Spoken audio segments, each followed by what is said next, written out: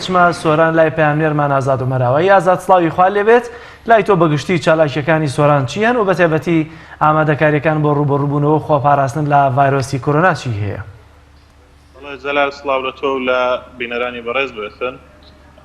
من سەرەتا بە کەش و هەوای قەزای سۆران دەست پێ یەکەم لە شەوی ڕابردووەوە تاوەکو ئێستا 4.8 ملیم باران باریوە و کەش و هەوای ناوچەکە هەور و خۆرەتاوە، هەروەها لە سەرەتای ساڵە وەرزی بارانبارینەوە تاوەکو ئێستا 487 ملیم باران باریوە.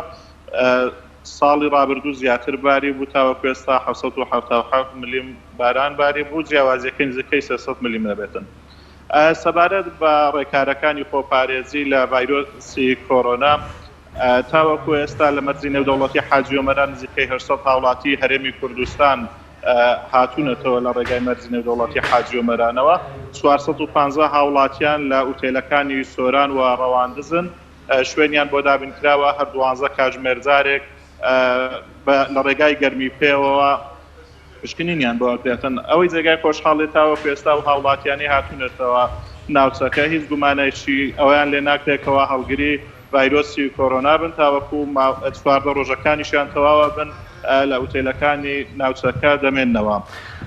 سەبارەت بە کەرتی گەشتیاری ئەو ڕێکارە خۆپارێزیانەی لە ڕێگای مەرجی نێودەوڵەتی حاجی ئۆمەران کەوا تاوەکو ئێستا گیراونەتە بەر، ئێمە زانیاری لە بەرپرسانی ئەوێ وەرمانگرتووە ئاماژە بەوە دەن ئەو بار هەڵگرە ئیرانیانەی کەوا دێنە نێو پاشی هەرێمی کوردستان لە ڕێگای مەرجی حاجی ئۆمەرانەوە لەلایەن هێزە ئەمنیەکان لەگەڵیان ئەڕۆن تاوەکو ئەو شوێنەی کەوا بارەکەیان بۆی ئەبەنە هەولەریان هەر شوێنەیشتر لەگەڵیان ئەڕۆن ڕێگا بەو بار هەڵگرانە نادەن کەوا خۆیان لە ئۆتۆمبیلەکان بێنە خوارەوە، بارەکانیان دێنە خوارەوە، ئەو جارەکە دەگەڕێنرێنەوە بۆ مەرجەکان. هەروەها ئەو بازرگانانەی بار هەڵگرانەی کەوا هاوڵاتی هەرێمی کوردستان و دەستنا وڵاتی ئێران کاری بازرگانیەکەن، ئەوانیش لە کاتی گەڕانەوە پشكنینیان بۆ دەکرێتن بۆ سەلامەتی و دووربوون لە ڤایرۆسی کۆرۆنا. هەروەها لێژنەی ئابووری قەزای سۆران چەندین ڕێکاری گرتوۆتە بەر بۆ خۆپارێزی لە ڤایرۆسی کۆرۆنا لە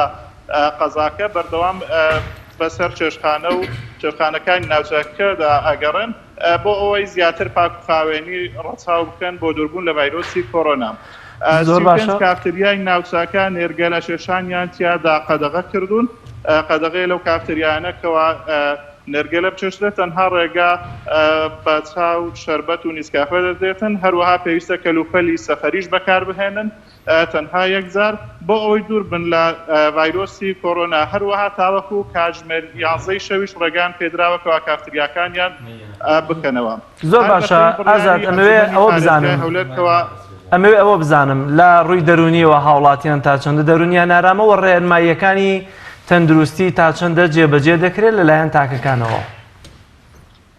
بەڵێ کاک جەلال، دیارە لێژنەی ئابووری کەوای مەقسەمان لەگەڵ کردوون هاوڵاتیانی ناوچەکە ئاماژە پێدەن کەوا ئەوان زیاتر بەپەرۆشن بۆ ئەو پرسەوە زیاتر پاکخاوێنی ڕەچاوەکەن و لایەنی دەرونی هاوڵاتیان تا ڕادەیەکی باش جێگیران.